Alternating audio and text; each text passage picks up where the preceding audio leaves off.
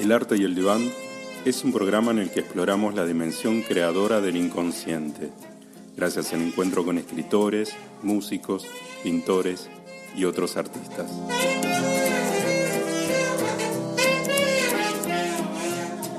Estamos en un nuevo programa del Arte y el Diván. Acuérdense que nos pueden encontrar en nuestro portal elarteyeldivan.com, además en las redes, en Facebook, Twitter.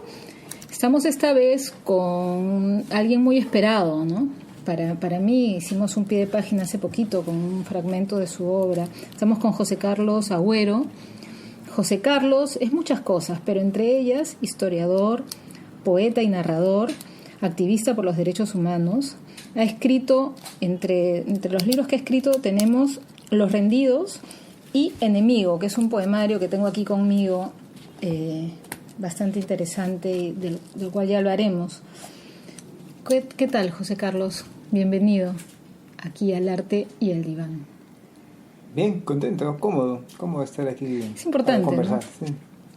Mira, yo estuve leyendo tu trabajo, leyendo algunas entrevistas que te han hecho. Tú estás muy marcado por ciertos momentos biográficos de tu vida, por ser hijo de senderistas, y frente a toda esta carga de cosas como signos muy fuertes identitarios, yo me pregunto, primero que nada, como ser humano, ¿qué hacemos con la herencia? ¿Qué haces con la herencia? ¿Qué es la herencia? Es una cosa inevitable. Entonces, como es inevitable, hay que colocarla en algún lugar, ¿no? Pero creo que depende de la edad.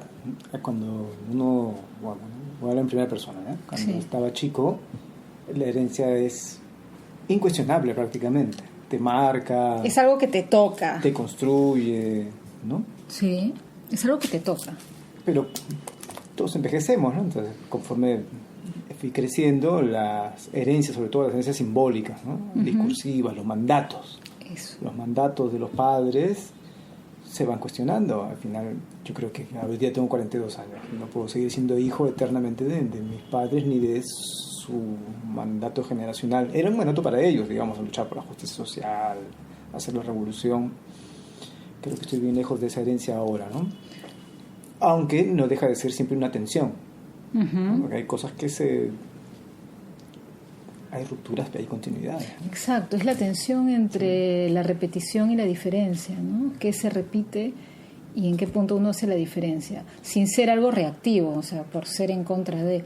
Pero te lo digo porque además es este momento de asumir la propia herencia y construir una herencia, que digamos es un momento de emancipación, de todos tenemos... Yo me acuerdo cuando empecé a estudiar psicoanálisis, sobre todo, una de mis preguntas fundamentales era cómo romper el predeterminismo que caía sobre mí, porque de alguna manera todos somos hijos del horror en algún punto, ¿no? O sea, del conflicto, de la crisis. Tu caso me parece interesantísimo porque has hecho de eso una obra, y ese es el punto que a mí me gustaría más conversar contigo, o sea, cómo esto deviene poesía, literatura. Tu herencia también está en las letras, en la escritura. Sí, hay cosas buenas que se rescatan, ¿no? Y es el recorte que tú has hecho de la herencia. O se va haciendo, ¿no? O sea, decir que yo lo he hecho es un poco un abuso, ¿no? Porque se hizo. Claro, porque construye como un sujeto de la voluntad siempre consciente que desde atrás está elaborando, ¿no? Claro. A sí mismo y delimitando qué es lo bueno y lo malo de la herencia de los papás y no sé qué. Yo creo que no ha sido tan así, sino que se fue dando en un proceso bien complejo siempre, ¿no? Y por ejemplo, escribir es una buena herencia, digamos, por decirlo así, pero es un aprendizaje. O sea, siempre mi papá me enseñó a escribir antes de entrar al colegio. Uh-huh. Él ya era dirigente sindical, ya era de un partido de izquierda extremo, estaba a punto de entrar a Sendero Luminoso, me parece, durante el 81 o algo así. Creo que lo entró el 82. Pero se dio tiempo de enseñarme a escribir. Él en su pizarrita, era un hombre muy pacienzudo, bien cariñoso. Y luego todo el tiempo mi casa estaba rodeada de, no sé, cosas que te alentaban a leer, no necesariamente que te estuvieran obligando a leer, ¿no? Pero todo el mundo está hablando de libros, comprando periódicos, leyendo folletos, vida de dirigentes gremiales, ¿no? Y de alguien que de alguna manera está buscando reescribir la historia también. En el caso de ellos, claro, Sí, la están sí. reescribiendo con sus vidas, digamos, es otra manera de plantearlo, claro, sí. Una manera un poco sacrificial de reescribir la historia, la de Sí. esta generación, digamos, Sí, ¿no? sí, En sí, efecto, sí. sí, creo que algunos de ellos, de estos militantes de la izquierda, de los cuales formaban parte mis padres, sí tenían Era dar cierta la idea. vida, sí. Dar la vida, escribir en efecto un capítulo nuevo para la humanidad y llegar a niveles casi martirológicos en algunos casos, ¿no? Con tal de hacerlo. ¿Qué es tu historia?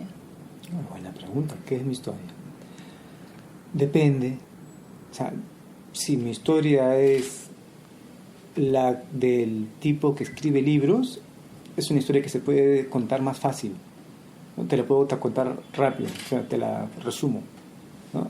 Un muchacho que es hijo de terroristas Uh-huh. y que por lo tanto tiene necesidad de sublimar sus temas pendientes a través de algún mecanismo creativo. Pudo haber sido otra cosa, pero digamos, en este caso creativo, y por eso escribe, digamos. Es una manera de... podría contarla así. Y poder decir el fusil del poeta era una rosa. Sería algo así, ¿no? Ero, o Corcuera, o Jobaldo. O sea, hay tantos, ¿no? Ya, o Chabuca. O Chabuca, ¿no? claro. Ya. Está bien. Sí, pero yo no creo que sea tan así. O sea, creo que es como... Es una fórmula muy es una reducida, fórmula ¿no? reduccionista que tranquiliza las conciencias, digamos, ¿no?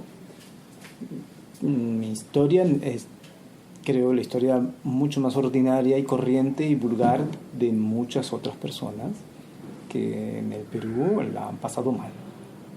O sea, en el Perú la mayoría de gente la pasa mal.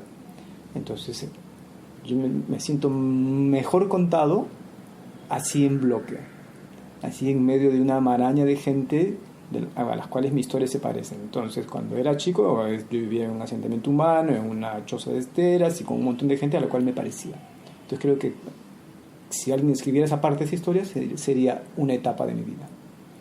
Luego, la parte del sindicalismo, la política, es otra parte de mi vida, porque está rodeado de gente que hacía sindicalismo y militaba en la izquierda legal.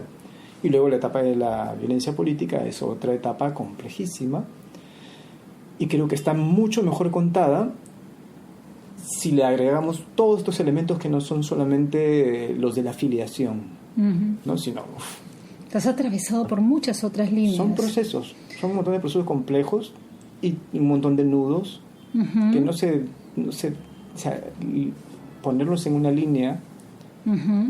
Pero de alguna manera justicia a la historia, digo, no a mí. O sea, a mí bueno, yo no soy nada relevante, digamos, pero la historia de todas esas personas amerita devolverle su complejidad. Me parece que es importante además salir de ese punto de identificación con el personaje que uno a veces juega a ser en los medios, ¿no? Claro. Y ese es un reto bien interesante y bien importante. O sea, por un lado, creo que lo que veo en ti me genera pregunta, más allá de la historieta del terrorismo, tal, me genera pregunta es tu tratamiento de la herencia y tu tratamiento de la memoria, tu tratamiento del recuerdo. Cómo has procesado la temporalidad, cómo has hecho esta suerte de alquimia para producir algo del lado del amor, ¿no? Que además he escuchado que eres muy consciente de que el amor siempre ha estado presente en tu vida, pero también un ideal que puede ser muy aplastante, ¿no? Como imaginario, digamos que el imaginario es tan potente, este imaginario que aparece es tan potente que puede anular tu relación con otras cosas, ¿no? ¿Qué te parece si leo un fragmentito? Porque vamos a tu letra, quiero interrogar tu letra. Me declaro incapaz de tener este cuerpo denso, sucio, con todo su estorbo muriendo todos los días un día. Por eso ahora que lo queman, celebro estar del otro lado, mirando el milagro de la carne elevándose a ceniza, a salvo y puro, solo algo avergonzado por este hedor, esta grasa que llueve. No se parece a la idea que tenía de un ángel ardiendo o a la de su pellejo flotando hacia Dios. escritura, ¿no? Hay un cuerpo. Y yo diría, ¿qué hacemos con la herencia, uno? ¿Y qué hacemos con la dimensión de horror que habita en el cuerpo? Es el terror de cada uno, que creo que el poeta es el que más se acerca a ese filo. ¿Cuándo empezaste a escribir poesía? De chico. Desde chico. Siempre escribía, ¿verdad? Siempre estaba escribiendo, obviamente no publicaba nada, ¿no? Porque todo lo que escribía era malo. Pero siempre estaba escribiendo, no es una compulsión. Poesía. Poesía, prosa, lo que sea, siempre estoy escribiendo, bien, sin parar. El 90%, pero le pasa a todos, creo. No sé, a todos los que escriben, ¿no? Digo, de escribir sin parar. También están los que escriben más profesionalmente también, ¿no? Uy, pero escritura profesional a mí me asusta. Pero hay buenos escritores profesionales. Porque se vuelven una burocracia. Puede ser que se domestiquen un poco. Terrible, ¿no? Sí. También está escribir una página en blanco también es escritura, algo así dice Margarit Duras, ¿no? O sea, el momento de quedarse en el agujero de no encontrar sentido, de no encontrar verbo que dé cuenta, también puede ser una escritura al borde del vacío. Entonces, quizá la compulsión sería una manera de bordear algo imposible de decir, y eso de maravilloso tiene, a mi modo de ver, la poesía con la que yo me vinculo, que la encuentro muy, muy cercana a tu escritura, ¿no? O sea, esta experiencia que tú dices compulsiva de escribir como una necesidad de con palabras poder bordear aquello que no tiene palabras. Y lo que no tiene palabras es el horror para todos. O sea, ¿qué es un ataque de pánico? Si no lo has vivido, es difícil transmitirlo, ¿no? Difícil contarlo. Para mí, cuando escribo, para no idealizar tanto la escritura tampoco, ¿no? Es porque no me queda hacer otra cosa tampoco. O sea, ¿cuántas cosas se pueden hacer en la vida? O sea, en la vida ya trabajas, ¿no? Tienes cosas que hacer, estás ocupado, sales, haces deporte, bueno, estás ocupado siempre. Por lo menos así ha sido mi vida, ¿no? He tenido que ganarme la vida, pero estás pensando. O sea, una parte de tu vida es la manutención, ¿no? Que tu cuerpo siga existiendo. Pero tu mente está dando vueltas a todos los dilemas que han ido, que la historia, tu historia, todo lo que habíamos hablado al inicio, te han ido sembrando, ¿no? Como preguntas, como dilemas, como interrogantes. Puedes nunca enfrentarlos, ¿no? O pues, si tienes suerte, y por eso creo que algunos tenemos esa suerte, ese privilegio que no tienen los demás, de encontrar una manera de lidiar con esas preguntas. Ya, para mí, yo creo que la compulsión, como lo he dicho, de escribir es porque siempre he tenido preguntas que hacer. Entonces esas preguntas las estoy dando siempre. Las estoy enfrentando, escribiendo y corrigiendo, porque corregir es como castigarlo, porque lo primero que escribiste, ¿no? Escribiste una cosa que soltaste, y corregir es corregir en el estricto sentido de la palabra, disciplinario puede ser, ¿no? Claro. Entonces, o sea, puede ser así, esto puede ser así, no en un sentido estético, que me importa poco, la verdad. O sea, no es que lo desprecie por completo, pero me importa muy poco en relación a el sentido. O sea, pero la poesía rompes con el sentido. Yo no creo. ¿No? Para mí no. Para mí no, es una búsqueda, puede ser desesperada de sentido, más bien. ¿No? Lo que pasa es que las palabras no ayudan, ¿no? Las palabras lamentablemente están construidas de tal manera, el lenguaje, la gramática, que más bien te traba para encontrar sentidos más profundos, ¿no? Entonces no sabes qué hacer. Eso es lo que me pasa a mí, en todo caso. No sé qué hacer, no sé cómo decir las cosas para que no sean simplemente o pueriles o retóricas o bellas. Pero eso es una exigencia, es un mandato muy grande de profundidad. Pero si no, ¿para qué vamos a escribir? O sea, imagínate escribir un poemario más. Pero ¿por qué esa necesidad de que las cosas sean útiles? Ya se verá a posteriori, ¿no? Sí. ¿Para qué? No tengo la menor idea, pero quizá más adelante la encuentre. Es que ahí está el tema del sentido. El sentido como un punto que se otorga a posteriori. O sea, de acá a un tiempo dirás, mira, por esto escribí, ¿no? Pero alguna búsqueda tiene que haber. Sí, pero está en tu pregunta. Sí. La pregunta es la que hace la búsqueda. Sí, estoy de acuerdo, ¿no? La pregunta es quizás lo más importante, porque la pregunta además dispara quizás a sentidos que no podías haber previsto, ¿no? O abre rutas de interpretación que Dios sabe quién algún día cazará en el futuro, ¿no? Las preguntas, digamos, son más intuitivas. Pero yo creo Sí. que nadie se hace preguntas si no tiene ganas de responderlas. Claro. O sea, Bueno. todas son tensiones con búsqueda de solución. Pero lo que es paradójico en ti, José Carlos, es que tú buscas sentido a través de la poesía, ¿no? Yo te decía, bueno, si te hubieras quedado en una gran novela, esas que creen contarlo todo, o del lado más periodístico, pero no, haces poesía que es más bien un ejercicio de deconstrucción, de romper reglas gramaticales, de subvertir los sentidos y las palabras.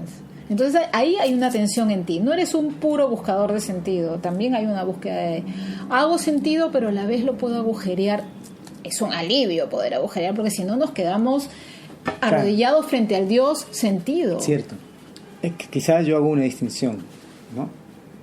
Una cosa es el orden para mí, y otra cosa es el sentido. ¿Ya? Si quieres, es una visión un poco antigua de estas cosas, ¿ya? Algo así como que hay una cosa en sí, ¿ya? Yo sé que eso ya no sé, nadie habla así, pero a mí me sirve para pensar, por lo menos, ¿ya? Entonces, hay un orden. El orden es lo que tenemos que desestabilizar. El orden, las cosas como son, ¿no? Los sentidos comunes, los pactos de realidad, ¿no? Los pactos de verosimilitud, los acuerdos de poder, ¿no? Claro. Todas ese es el orden. El sentido es lo que podría estar detrás de el orden. Pero hay un detrás. Hay un detrás, por eso Metafísico el exacto. Hay un detrás, hay un rostro auténtico, hay una cosa en sí detrás de la cosa. Hay un Dios. No sé si hay un Dios. Bueno, digo, estoy hablando como posición, ¿no? Sí. Hay un rostro auténtico detrás de las cosas, Sí. ¿no? Detrás de tu rostro, o sea, yo veo tu máscara, detrás Sí. hay un rostro. Detrás de las cosas está la espalda de las cosas. Yo soy kantiano, hay una cosa en sí. Hay una cosa Hay que en sí. hay que pelar el orden. El Pero no orden se nos llega permite. a eso.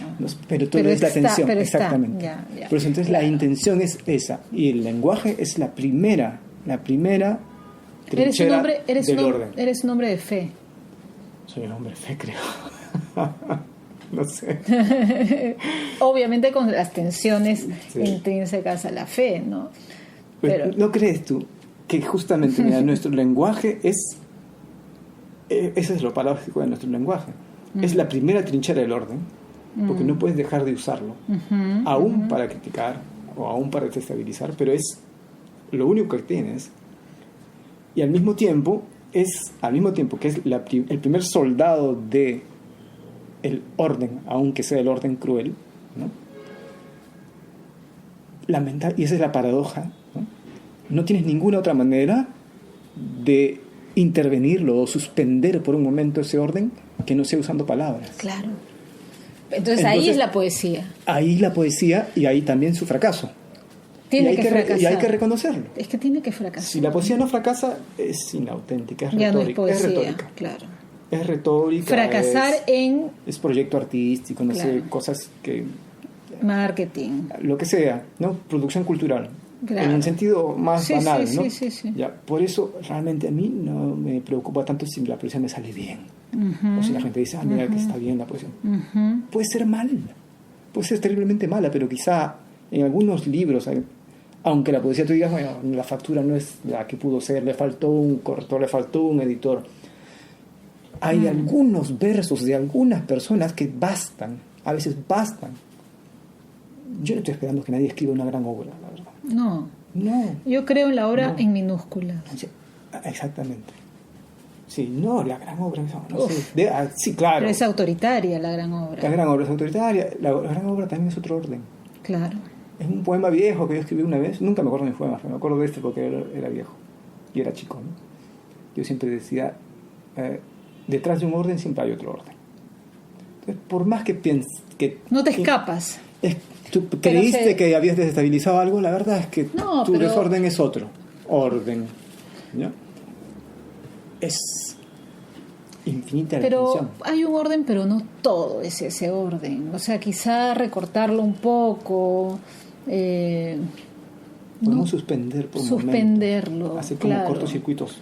Claro. Para que se note, por lo menos para que se note que es un orden. Es algo así como acto de develamiento. Claro. Como para desenmascarar. Claro. De alguna manera, en psicoanálisis diríamos que es una manera de descompletar a un amo.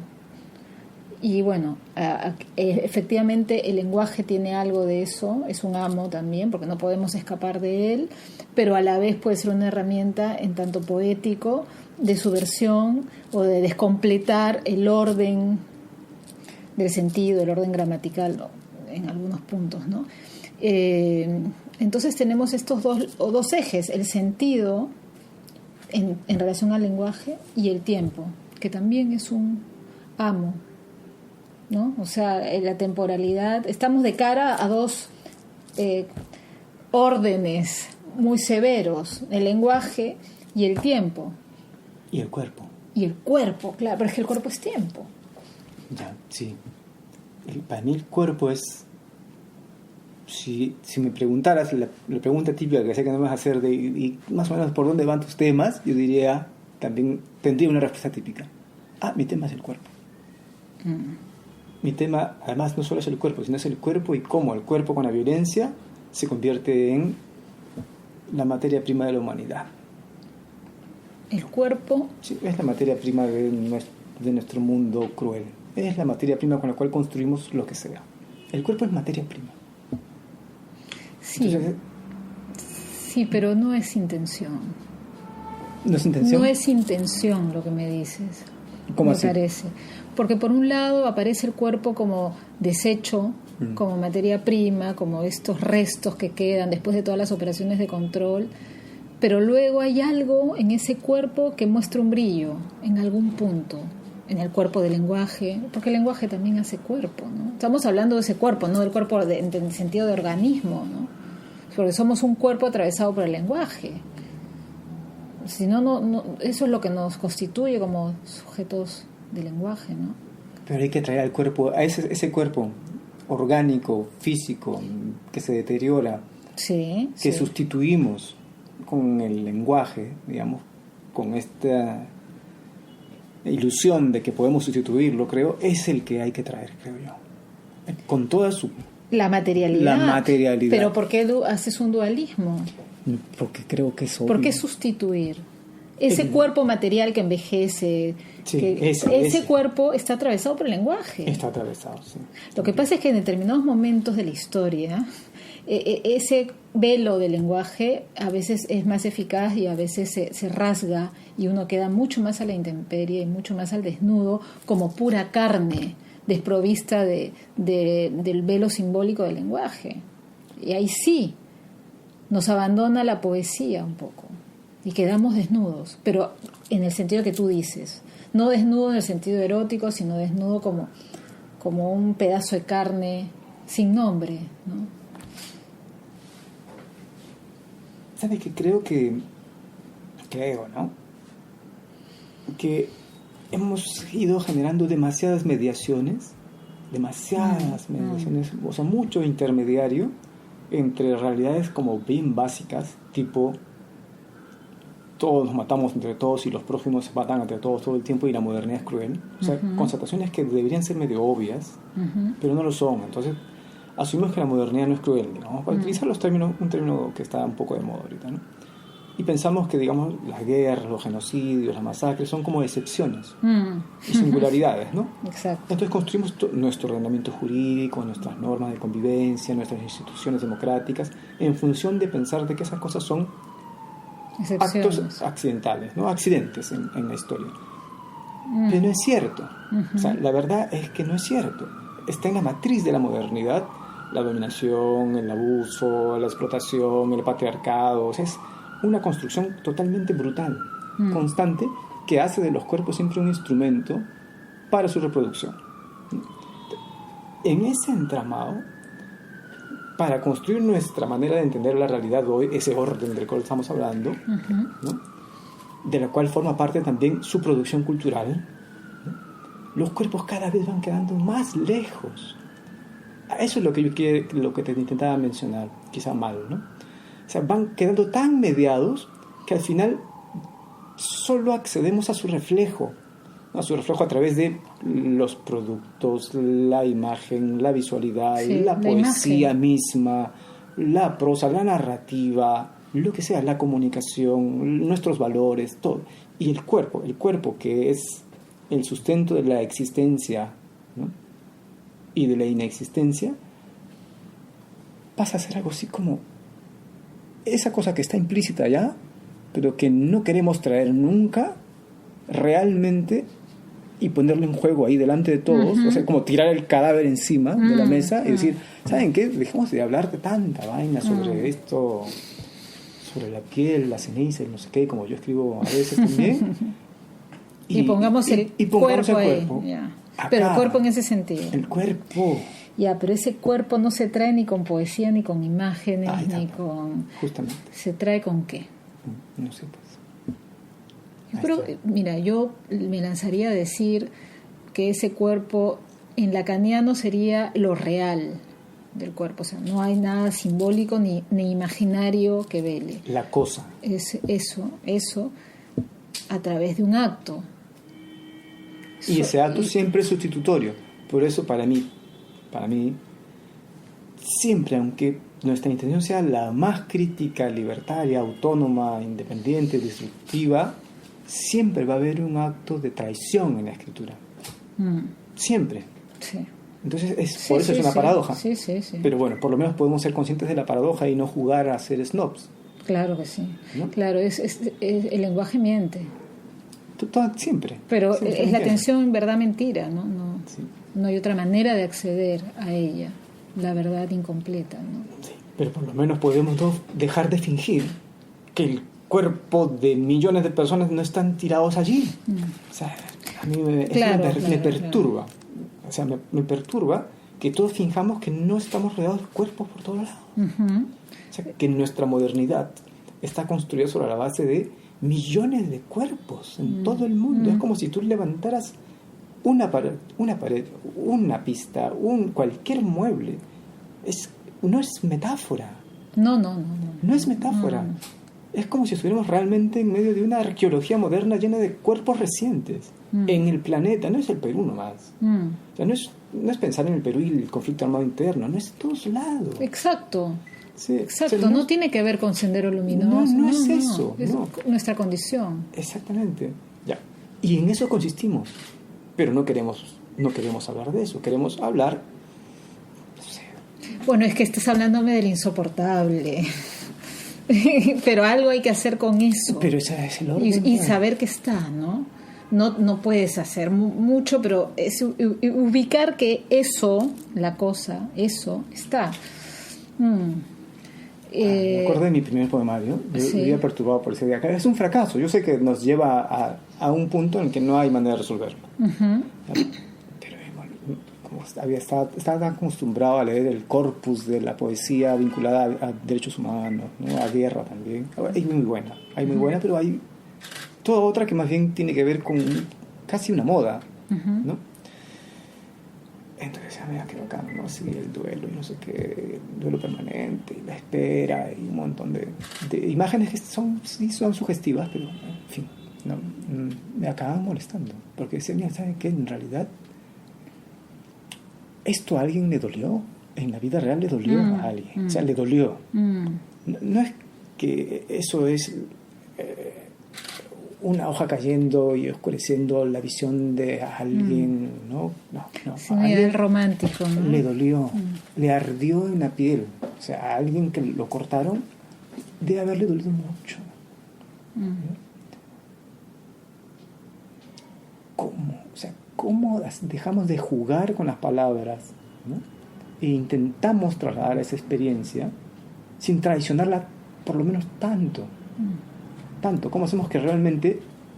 Yo sé que no se puede, Sí que no se puede, pero por lo menos plantearlo como...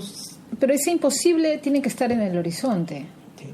Es un imposible que tiene una posición ética, para nombrar esto, ¿no? Sí. Y plantear esto que es conmovedor, ¿no? O sea, esto que nombras de los cuerpos, sin entrar a lo sacrificial tampoco. O sea, dar la vida sino cómo, con la vida, ubicar esa dimensión tan insoportable de la existencia, ¿no? Sin embargo, está ahí. Yo sigo pensando que es imposible, pero a la vez creo que hay momentos, acontecimientos, ¿no? O sea, que tienen que ver con el accidente, con el incidente, acontecimientos en donde un sujeto se encuentra solo frente a su acto, sin mediación, porque en el momento que piensa, ¿no? O sea, se invierte la fórmula cartesiana, ¿no? O sea, no pienso, soy, ¿no? Y en ese punto en donde uno prescinde de todo este aparato simbólico tan necesario y tal, y pone en juego un acto ético, asumiendo todas sus consecuencias y sabiendo que va a tenerlas, entonces algo de la dignidad de estar en este mundo se pone en juego, ¿no? Al menos algo digno de ser vivido. Por lo menos podemos creer que puede ser. Tenemos que claro. Fe en eso. Al menos yo tengo fe en eso. Sin idealizar. No, claro, sí, estamos hablando de lo imposible, sí. ¿No? He preferido hablar de cosas imposibles. Bueno, José Carlos, seguiremos conversando porque esto es una conversación entre imposible y sin fin. Cortamos por hoy. Te agradezco un montón tu presencia, que hayas traído tu cuerpo aquí y tus preguntas. Y bueno, seguimos en otro momento. Muchas gracias. Gracias a ti. Nos vemos. Chao, chao. El arte y el diván es un programa en el que exploramos la dimensión creadora del inconsciente, gracias al encuentro con escritores, músicos, pintores y otros artistas.